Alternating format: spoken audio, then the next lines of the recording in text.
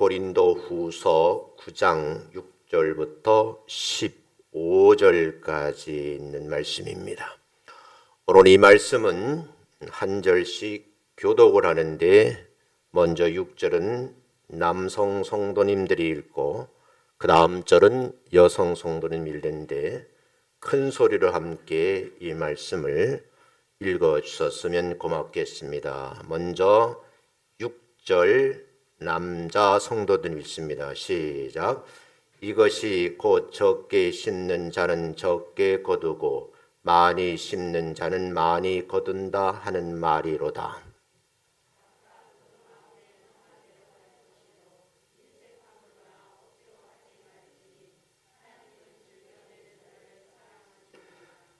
하나님이 능히 모든 은혜를 너희에게 넘치게 하시나니 이는 너희로 모든 일에 항상 모든 것이 넉넉하여 모든 착한 일을 넘치게 하게 하려 하심이라.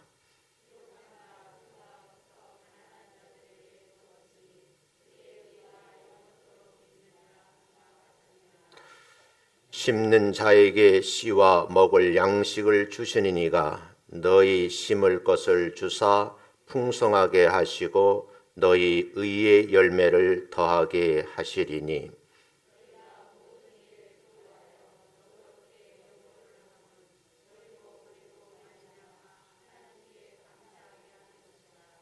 이 봉사의 직무가 성도들의 부족한 것만 보충할 뿐 아니라 사람들이 하나님께 드리는 많은 감사를 인하여 넘쳤느니라.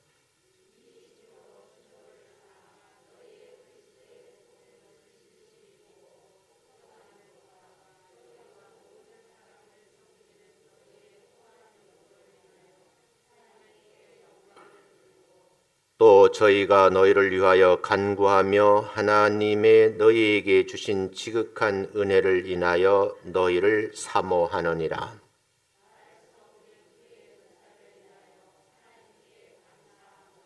아멘. 옆 사람하고 인사하겠습니다. 만나 뵙게 돼서 반갑습니다. 인사합니다. 강건하심의 복을 누리시기 바랍니다라고 인사합니다. 참 잘 오셨습니다 라고 인사합니다. 제 옆에 앉아서 고맙습니다 하고 인사합니다. 할렐루야. 자, 오늘 본문 말씀을 읽기 전에 여러분들이 본문의 내용을 좀 이해를 하시고 말씀을 듣는 것이 도움이 되겠다 해서 9장 말씀을 성경을 펴놓고 먼저 성경의 문맥의 흐름을 보셔야지만 이해하는 데 도움이 되겠다. 일단 이 본문만 읽으면 목사님이 오늘 또 헌금 설교하려고 그러는구나 하고 오해할 수가 있어서 먼저 9장 1절을 같이 한번 읽겠습니다. PPT 없으니까 여러분의 성경을 읽겠습니다. 시작.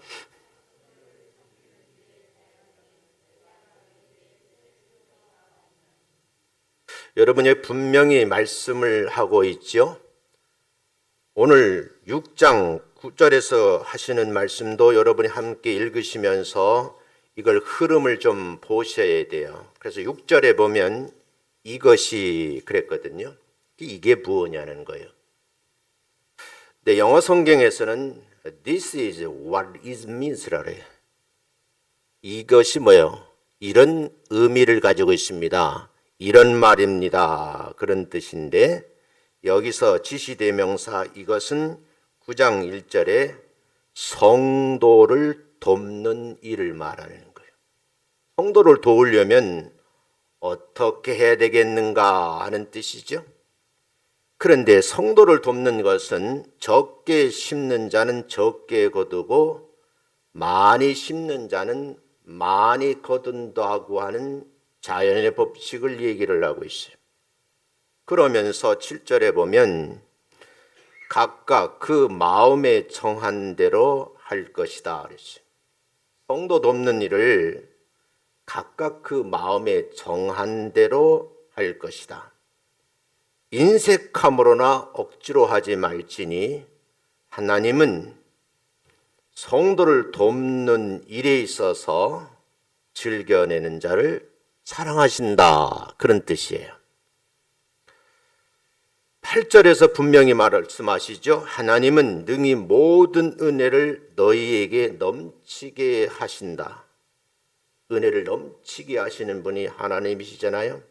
그 하나님께서 모든 일에 항상 모든 것이 넉넉하여 착한 일을 하게 하시는 분이다.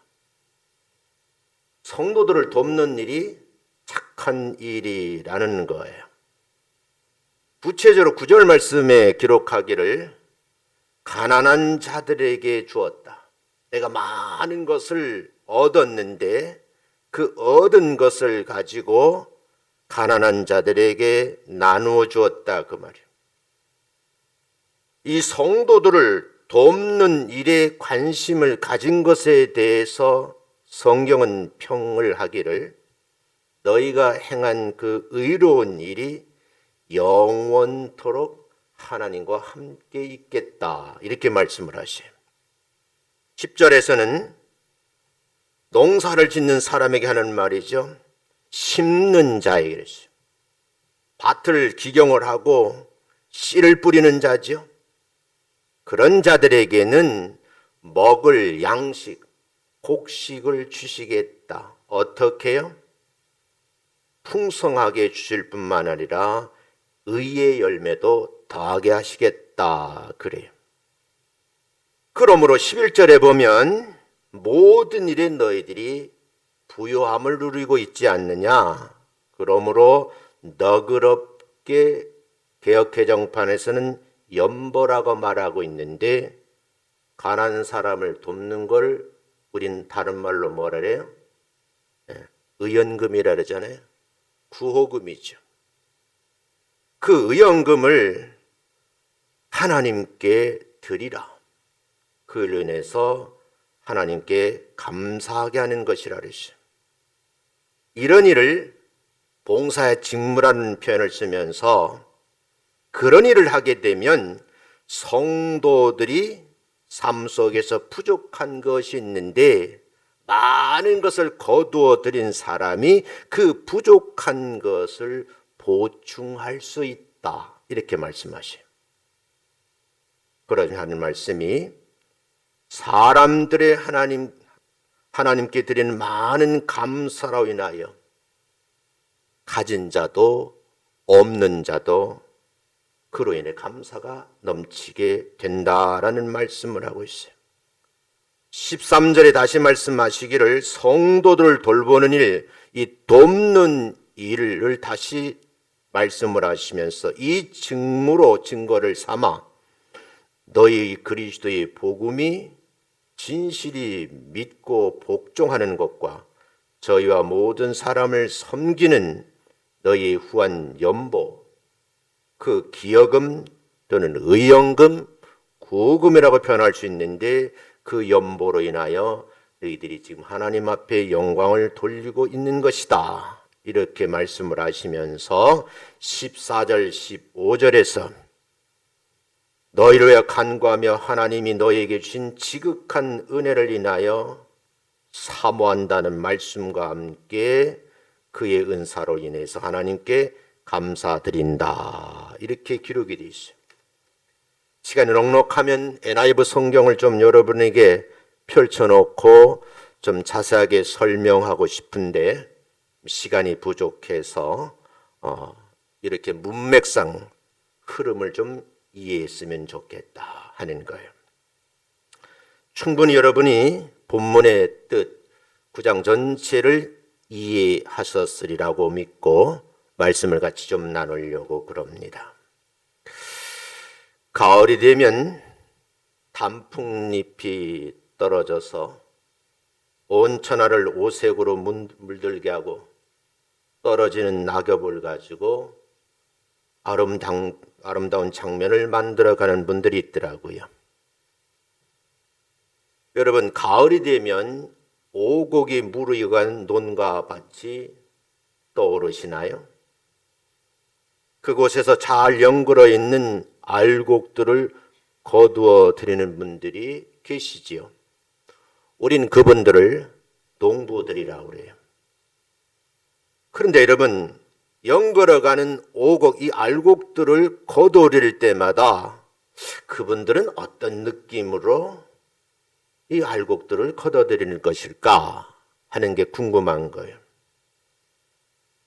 제가 여러 번 말씀드렸는데 전 어렸을 때 내 평생 소원은 주에 일어나는 것이 아니고 내 평생 소원은 쌀밥 먹는 거였어요.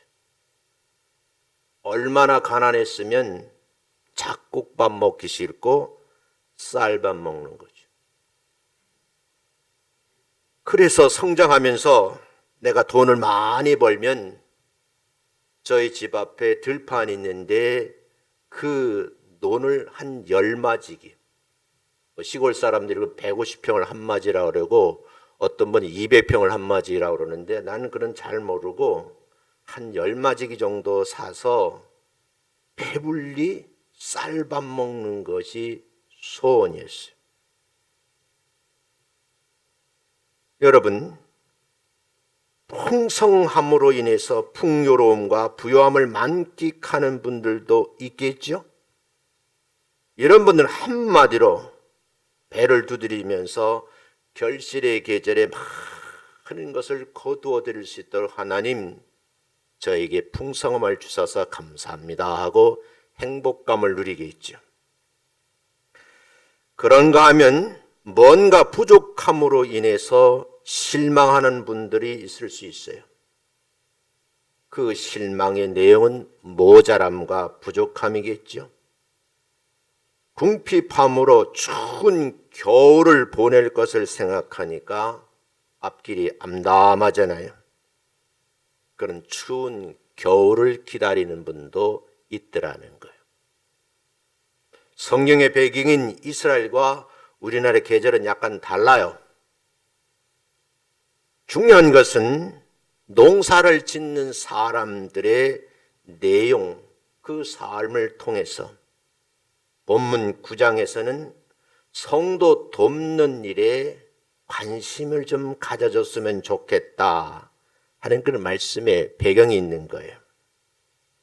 그래서 오늘 본문 말씀 6절을 함께 보면 이런 내용이에요. 많이 심으면 많이 거둘 것이고 적게 심으면 적은 것만 거둘 수밖에 없다는 이 자연의 법칙과 함께 농작물 관리에 대한 보상 결과에 대해서 말씀하고 있는 것이 아닐까 하는 생각을 해요. 그런데 여기서는 저는 소박하지만 아주 작은 깨달음을 터득할 수 있었는데 그것은 바로 심는 수고로움을 위한 땀 흘림이 있어야 기쁨으로 열매를 거둬들일 수 있다는 거예요. 씨를 뿌리고 농작물을 심고 관리하는 이 수고로움이 많으면 많을수록 많은 양을 거둬들인 기쁨을 누린다는 말이겠죠. 농부가 너무 게으르는 거예요. 심는 수고로움이 적으면 적을수록 거둬들인 양이 줄어들 수밖에 없다는 거예요. 그래서 본문에서는 핵심적인 키워드 하나가 심는 대로 거둔다고는 성경의 교훈과 삶의 원리가 담겨져 있어요. 따라서 오늘 여러분과 심음과 거둠의 법칙 이 세 가지에 대해서 정리를 해보면서 추수감사절을 어떻게 지킬까 하고 생각을 해보는 그런 말씀으로 함께 은혜를 나누려고 그래요. 그 첫 번째, 심는 대로 거두고 뿌린 만큼 거둔다는 거예요. 성경은 어떻게 뿌려야 되느냐? 눈물로 씨를 뿌리라 그래요. 눈물로 씨를 뿌리는 자는 때가 되면 기쁨으로 그 열매를 거두어 드릴 수 있다. 그런 말이죠. 그 내용이 시편 126편 5절에 있어요. 같이 한번 읽어보시자고요. 시작. 눈물을 흘리며 씨를 뿌리는 자는 기쁨으로 거두리로다. 원어 성경은 안 봤는데요. 제가 하나 거기다 목적을 하나 집어넣는다고 하면 눈물을 흘리면서 씨를 뿌리는 자는 기쁨으로 그 알곡을 거두어 드리로다. 이런 말씀으로 해석이 가능한 것 같아요. 추수의 계절인 가을에 우리는 먼저 거둘 것을 보기 전에 뿌린 것을 점검해 보아야 된다는 거죠. 왜냐하면 뿌린 것, 그게 뭐예요? 씨를 뿌렸잖아요. 이 씨 뿌림이 없으면 거둬들이려고 들판에 나가봐도 그 열매를 찾을 수가 없다. 그런 말이죠. 내가요, 밤늦게 다시 성경을 6권을 봤어요. 다양한 성경들이 있잖아요.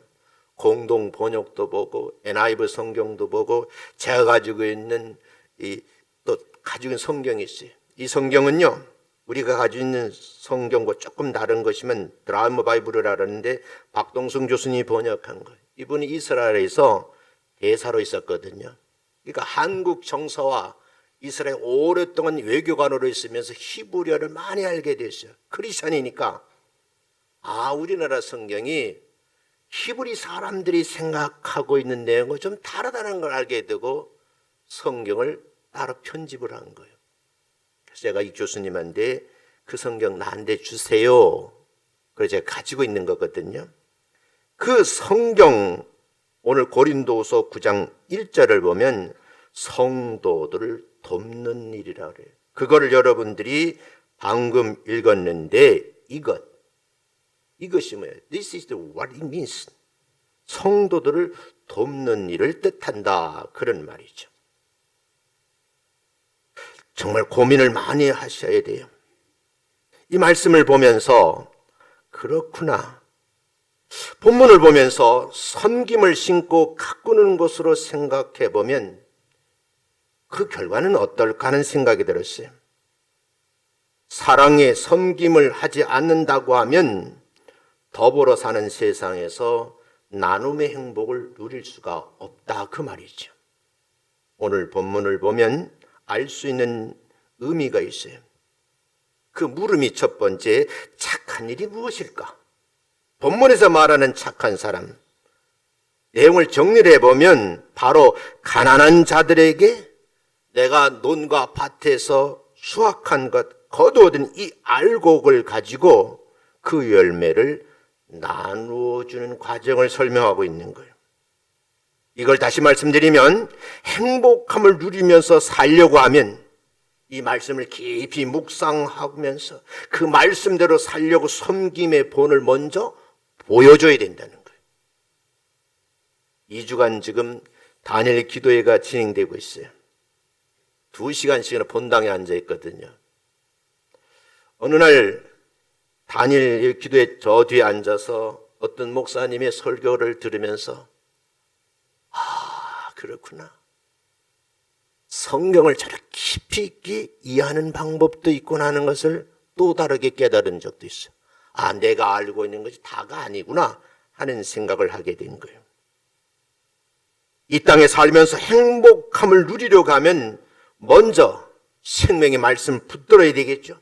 그 말씀을 붙잡고 묵상하면서 삶의 현장에 흩어져서 성도들이 섬김의 본을 먼저 보이셔야 된다는 거예요. 그런 말씀을 이렇게 성경은 우리에게 가르쳐줘요. 마태복음 7장 12절 말씀 같이 읽습니다. 시작. 그러므로 무엇이든지 남에게 대접을 받고자 하는 대로 너희도 남을 대접하라. 내가 상대방에게 손대접 받고 싶어요? 그러면 남을 대접하라는 거예요. 제가 바깥에서 일을 하잖아요. 많은 동료들이 있어요. 제가 속해 있는 학과의 그 교수님들 참 좋은 분들이. 사회복지가 교수에서 그런지는 모르지만 독특한 면이 있는데 공통적인 것은요. 자기 주머니를 걸러서 대접하기를 좋아하는 거예요. 아까워하지 아니하고요. 그래서 특정 부서보다 단결 또는요. 협력하는 마음이 참 크지요. 진정성 있는 삶을 사셨던 신앙의 선배들을 보시자는 거예요. 이런 분들은 말씀을 믿음으로 받아들이고 교회를 떠나 세상 밖에서 섬기는 삶을 살으신 거예요. 그분들의 공통적인 간증은 뭐냐? 내가 벌은 것 가운데 하나하나 나누어져 내가 거지 되는 것이 아닌데 시간이 돼 보니까 내가 준 것보다 받은 것이 더 많더라 하는 간증이에요. 저는 오늘 이 말씀을 함께 나누면서 우리 교회 성도들이 나누는 것도 많지만 지금 누리는 것도 참 많다라고 하는 간증의 주인공들이 되시기를 주의 이름으로 축원합니다. 두 번째는요, 때가 있다는 거예요. 심을 때가 있고 거둘 때가 있다는 거예요. 이 계절을 잘 알아야 돼요. 봄이 오면 농부들은 농사를 짓기 위해서 부지런히 움직이잖아요. 저는 촌놈이니까 농사를 져봐서 사실 여기 앉아있는 분은 밭에 가서 앞에 소에다 멍에를 씌고 쟁기를 몰 수 있는 분이 몇 분이나 되겠어요? 나도 경운기 잘 운전하거든요. 밭을요 갈아엎는 기경을 하는 거예요. 그럴 때 미리 뭐예요? 밭에다가 여러 영양분들을 뿌리는 거죠. 그래 밭을 뒤집고 여러 작업을 거쳐서 일항을 만들어 놓고 거기다가 적당하게 가지고 있는 씨를 작년에 거두었던 곡식들 가운데 씨와 먹을 것을 분리해 놓는 거예요. 그리고 여러분, 곡식은 먹지만 씨는 먹지 않습니다. 그 씨를 올해에도 풍성하게 열매 맺게 하실 건 믿음을 가지고 뭐예요? 땅에다가 심는 거죠. 그 심는 과정이 있어야 가을이 오면 황금 들녘에서 많은 것을 거두어 드린다는 거예요. 뉴스에 보니까요, 우리나라가 갑자기 올해 풍년이 들었대요. 풍년이 들었는데 쌀값이 폭락을 하잖아요. 그러니까 트랙터를 들이대고 시위하는 과정에서 막 칼 없는 장면이 화면에 나오더라고요. 저 집사람이 둘이 본능적으로 하는 말이에요. 벌 받는데 쌀 한 톨이 없어서 지금 지구상에서 배고파하는 이웃들이 너무너무 많은 거예요. 저걸 정말 갈아엎어야 되는가? 좀 세금으로 사들여서 이걸 가난한 나라에 도와주면 어떨까 하는 생각이 떠오르는데 지금 우리 정치계를 보면 싸움만 하지 이런 거 가지고 논의를 안 하더라고요. 그러면 교회는 이 과정을 어떻게 해야 될까 하는 고민을 하게 된 거예요. 사계절을 생각해 보세요. 봄, 여름, 가을, 겨울이라고 뚜렷한 사계절을 가지고 있는데 언제나 봄이라는 시간이 머물러 있지 않습니다. 잎이 푸르고 꽃이 피고 열매를 많이 맺는 몸부림치는 그 뜨거운 태양빛 여름도 시간이 지나면 자연스럽게 스쳐 지나갑니다. 벌써 찬바람이 불지요. 날씨가 추워지면 오늘같이 늦가을이 되면 모든 농부들이 겨울 문턱을 생각하면서 겨울 동안 먹을 양식을 창고에 모아드리는 거예요. 우리에게도 주어진 인생의 시간도 그렇지 않을까. 제가 어제 우리 어머니 생신이어서 동생들하고 식사를 같이 했어요. 식사를 마치고 집으로 돌아가면 내가 따라갔는데 걸음을 잘 못 걸으시는 거예요. 주일날 교회 오셔서 저기 앉아 있으니까 그냥 걸어 다니시니까 그런가 했는데 내가 물어봤어. 엄마 오늘 나이가 얼마나 돼요? 연세가 되냐니까 87이라는 거예요. 그 정도 되면 저렇게 되는가? 서글퍼지더라고요. 성경은 말하지요. 인생의 사계절을 보는데 중요한 것은 세월을 아끼라는 거예요. 우리에게 주어진 기회와 시간은 제한적이라는 거지요. 다시 말씀드리면 심을 때를 놓치면 거둘 때에 콧간에 들일 양식이 없는 거예요. 그렇다고 하면 나 자신을 위해서, 내가 이끌어가는 가정을 위해서, 주님의 몸된 교회를 위해서 사랑과 섬김과 봉사의 때를 딱 붙잡고 몸소 실천하는 계기로 삼아야 되지 않을까? 하는 물음에 옳습니다라는 답이 나오는 거예요. 다시 말씀, 지나간 시간은 다시 돌아오지 않습니다. 흔히 하는 말이에요. 몸이 아파서 병원 가면 늦은 거예요. 병원은요, 아프지 않을 때 찾아가는 거예요. 내가 건강할 때, 많은 시간을 주셨을 때 그 봄이라는 계절, 씨를 뿌려야 되고, 여름이라는 계절은 관리를 잘 하셔야 돼요. 뿌리지도 않고 관리하지도 않았는데 내 몸이 망가져 가는데 그때서 병원 찾으면 몸은 이미 만신창이가 된 거예요. 농사 짓는 사람을 비유하면 콧간에 거두어 드릴 것이 없다, 그 말이에요. 여러분, 이 말씀을 보면서 좀 지혜로운 성도들이 되었으면 좋겠어요. 원고를 새벽까지 수정했거든요. 왜냐하니까 이 본문을 또 읽고 또 읽어보니까 오해하실 수 있겠다. 추수감사절이 전이니까 목사님이 또 헌금 많이 하라고 하는 거니까.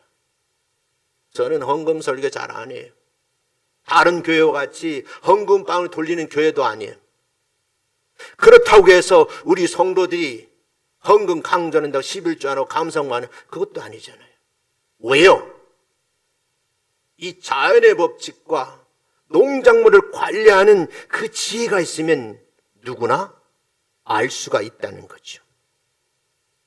바로 지금 이 시간에 거두어드린 과정을 통해서 여러분 이 가을에 풍요로움을 누리시기를 주의 이름으로 축원합니다. 세 번째는요, 심는 것엔 수고로움에 대한 보상이 바로 열매라는 거예요. 대부분의 사람들을 보면 내가 수고하지 않고 그냥 거저 가지려고 그러는 거예요. 성경은 단연코 말을 해요. 심지 않고 거두는 그런 자연의 법칙도 없거니와 그런 사람의 논리를 생각하면 그 사람을 뭐라 해요?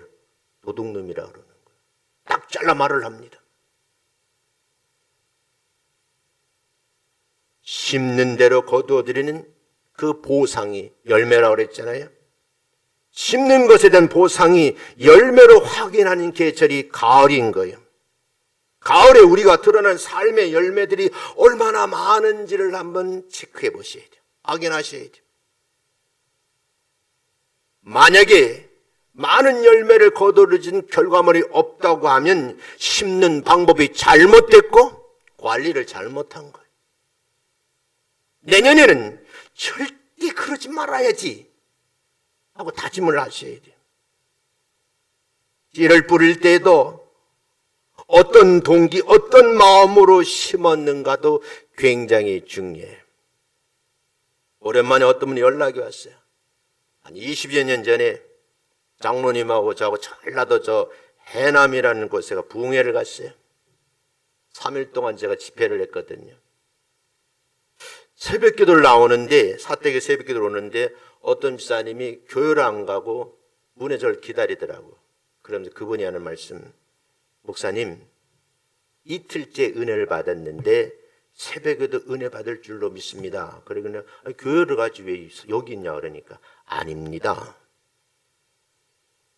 그 진도 가까운 곳이거든요.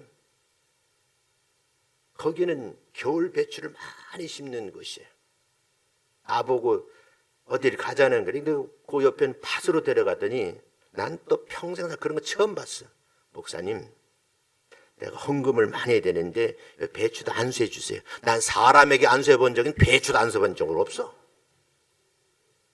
그런데 이치에 맞지는 않는데도 불구하고 그분이 그 믿음, 순수한 믿음을 보니까 기도해 주고 싶은 마음이 있더라고요. 그래서 배우지 않은 신학적 학문인데 교리적도 안 맞아. 그래도 불구하고 내가 집사님 곧 손대시오. 내가 배추되고 내 평생 처음으로 안수를 해봤어요. 하나님, 이 종이 이런 마음을 가지고 순수한 마음을 가지고 배추 농사가 잘 되기를 원합니다. 부족한 종이 안수하오니 결실이 결구가 잘 되어서 많은 소득을 얻게 하옵소서. 수요 저녁 부흥회를 마치고 오는데 우리 장로님 봉고 찾고 갔었거든요. 우리 장로님 반주하니까. 그랬더니 결실이 좋은 배추는 팔아야 되고 안 좋은 배추를 한 트럭을 실어주더라고. 그래도 뭐야? 서울 오니까 A급이요. 아니 또 이 심사가 좀 뒤틀리면 아니 부흥회는 부흥사가 말이야. 그렇게 축복 기도해 줬으면 좋은 것을 주지. 이럴 수도 있잖아요. 나는 그때 양심의 가책이 느끼는 뭐냐? 아니 내가 심지도 않았는데 그냥 주는데 감사함으로 받아야지 이 생각이지. 좋은 거는 팔아야지. 내가 안수했으니까. 사랑하는 성도 여러분, 어떤 동기, 무슨 마음으로 심었는가가 굉장히 중요하다는 거예요. 우리의 삶의 열매는요, 하나님 앞에서 심음대로 거둔 평가의 결과인 거예요. 여기에서 믿음의 잣대로 거룩한 고민을 할 필요가 있어요. 우리가 좋은 것을 심었으나 사람들이 그것을 잘못 평가한다는 거예요. 아니, 말이 돼? 잘못된 유행이나 습관이 사람들의 선망이 될 수도 있어요.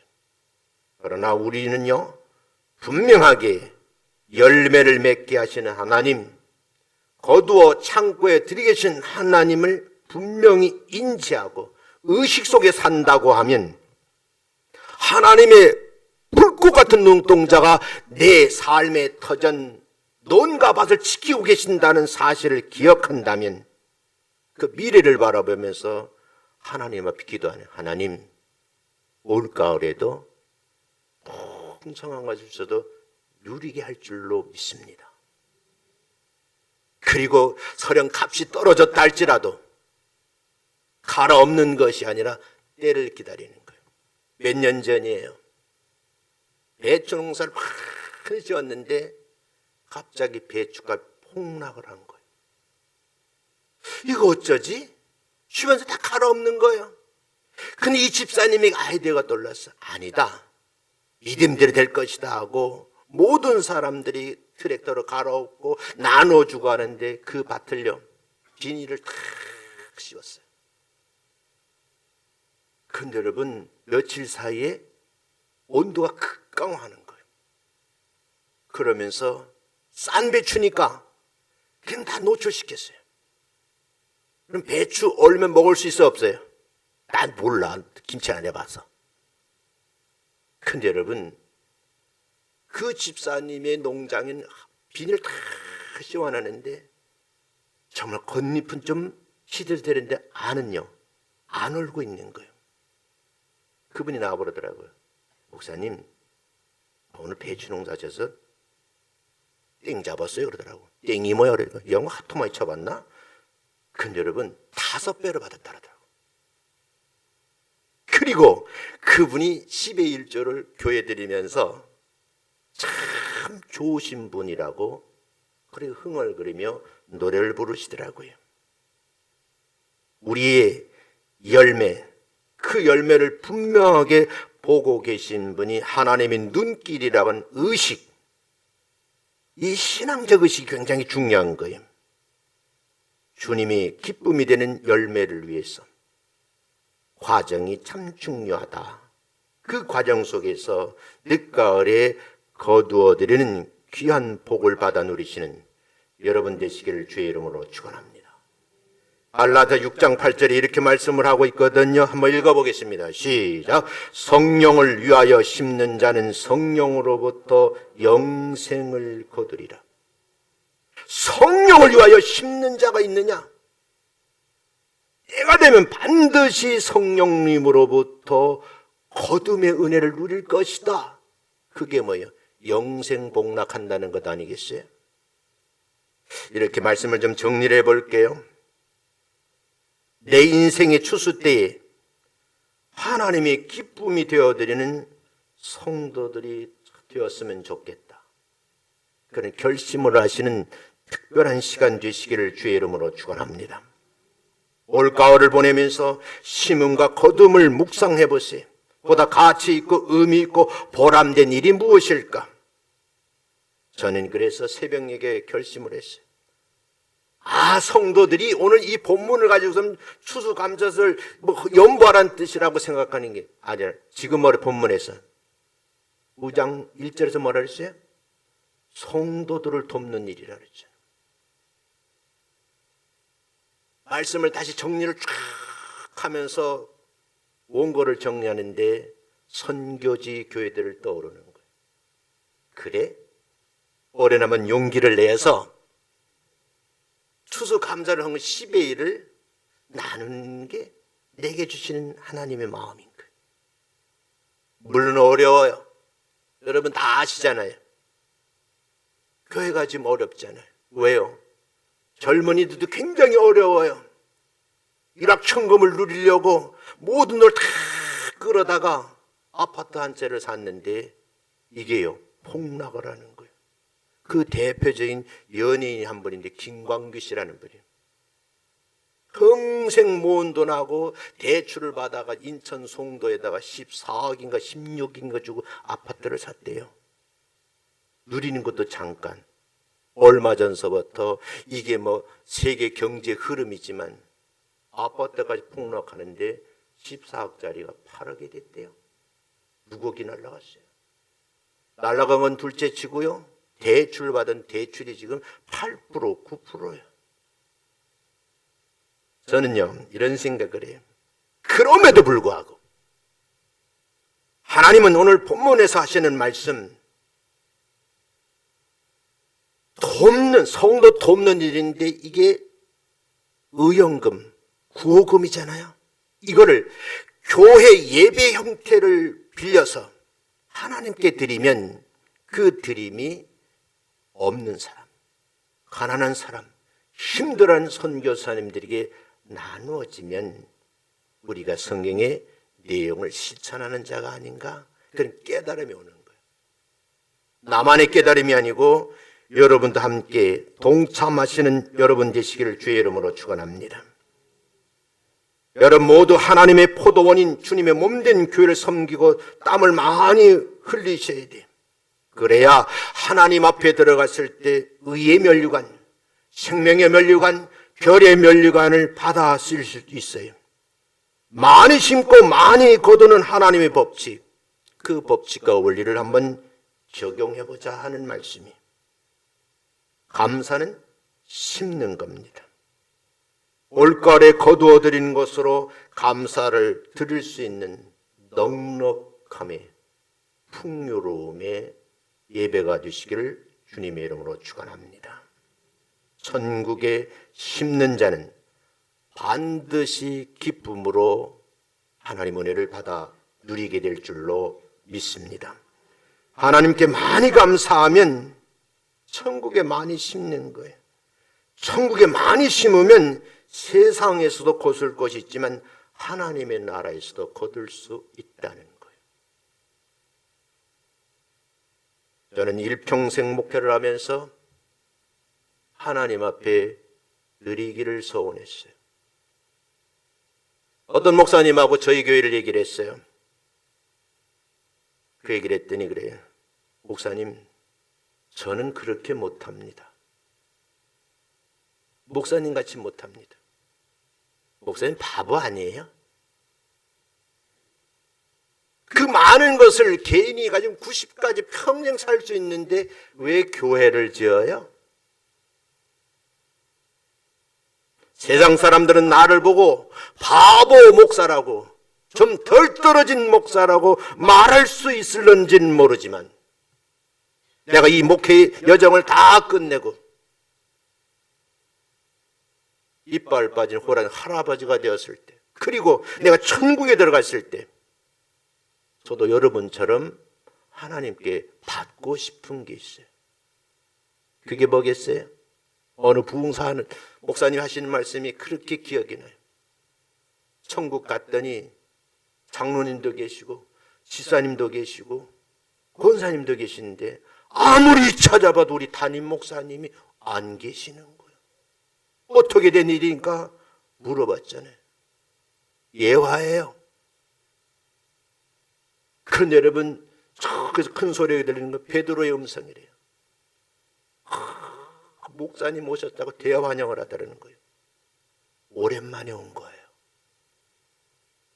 평신도들은 천국 많이 왔는데 목회자는 오랜만에 온 거예요. 축하 파티가 이루어진 거죠. 나는 그때 그런 생각을 했어요. 이 목사야! 그 한 사람이 되어라.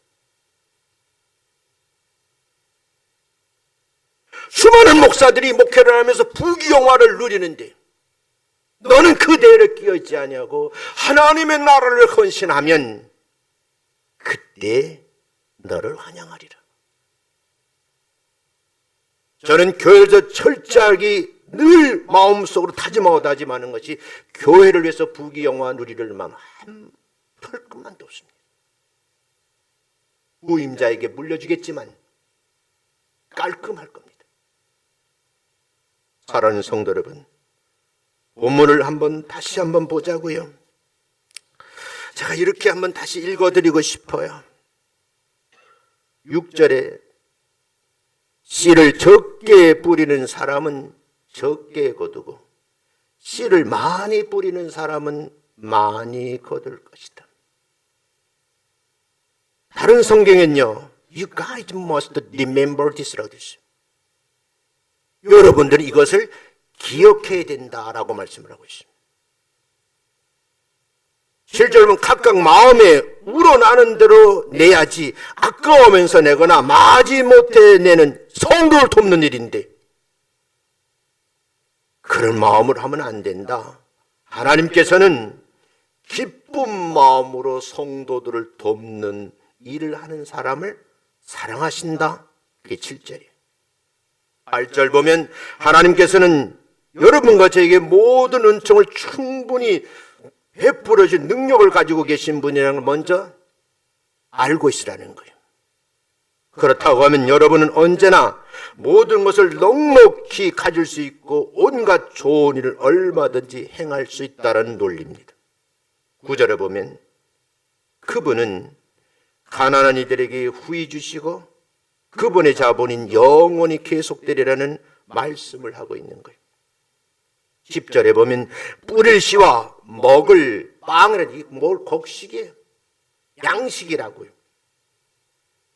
뿌릴 씨도 주신 분이고 내가 사계절을 먹고 살 수 있는 양식을 농부에게 마련해 주시는 하나님께서는 여러분에게도 뿌릴 씨를 마련해 주시고 여러 값을 눌러주셔서 씨와 곡식을 구별하게 하신다는 거죠. 그때에 창고에 모은 씨는 말고 먹을 양식 가운데 이걸 자선의 열매로 내놓는 것이 어떻겠니? 하는 것이 행간의 뜻이에요. 그러므로 언제든지 부유하게 되어 아낌없이 남을 도울 수 있는 인생이 될 것이다. 여러분과 저를 통해서 그 귀한 선물이라는 표현을 쓰 기프트. 물론 이게 의연건 부호금이 돕는 물질이. 그런데 여러분, 그 돕는 물질이 선물로 전달될 때 많은 사람들이 도움을 받는 사람들이 선교사님들이 어떻게 한다는 거예요? 하나님께 감사를 드리게 될 것이다. 얼마 전에 예수 안 믿는 어떤 한 분이 나에게 돈을 주시더라고. 목사님, 이거 가지고 좀 좋은 일 하세요. 내가 기표해놓고 있어요. 11절 보세요. 여러분은 언제나 부유하게 되어 아낌없이 남을 도울 수 있게 될 것이고 여러분과 저를 통해서 그 선물이 나누어질 때, 전달될 때 많은 사람들이 가진 자도 없는 자도 감사를 드리게 될 것이다. 이와 같이 여러분은 제가 애써 거두는 이 열매를 가지고 연보란 말을 썼잖아요. 성도들의 가난함을 덜어줄 뿐만 아니라 많은 사람들 하나님께 감사를 드릴 수 있도록 역할을 여러분과 제가 해야 된다 그 말이에요. 다음 주에 여러분들이 그 역할을 한번 해보시자고요. 14절에 보면요, 여러분에게 주신 하나님 넘치는 은총을 보고 그분들이 여러분들을 그리워 you miss it. 이 거둠의 법칙을 통해서 거두려는 가운데 인색한 마음에 넉넉한 마음으로 알곡을 내어주는 모습을 보고 그들이 하나님께 찬양을 올려드릴 것이다. 그 과정이 기쁘지 않느냐 그 말이에요. 14절 보면요, 여러분이 주신 하나님이 넘치는 은혜, 은총을 보고 여러분을 그리워하고 반대로 받았으니까 준 사람을 위해서 기도할 것이다.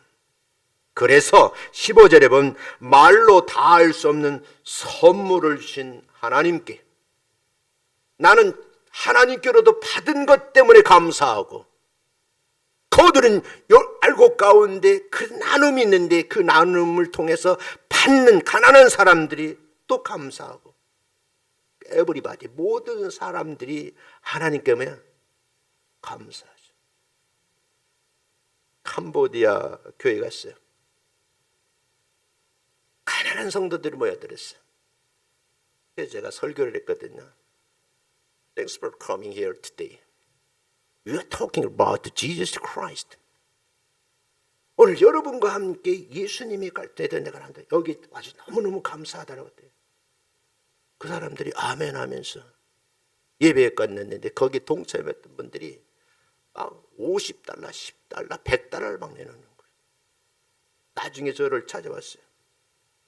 밤에 자서 목사님, 내가 이 한간 호수 가운데 작은 교회라고 있는데 최고의 헌금이 나왔다는 거예요.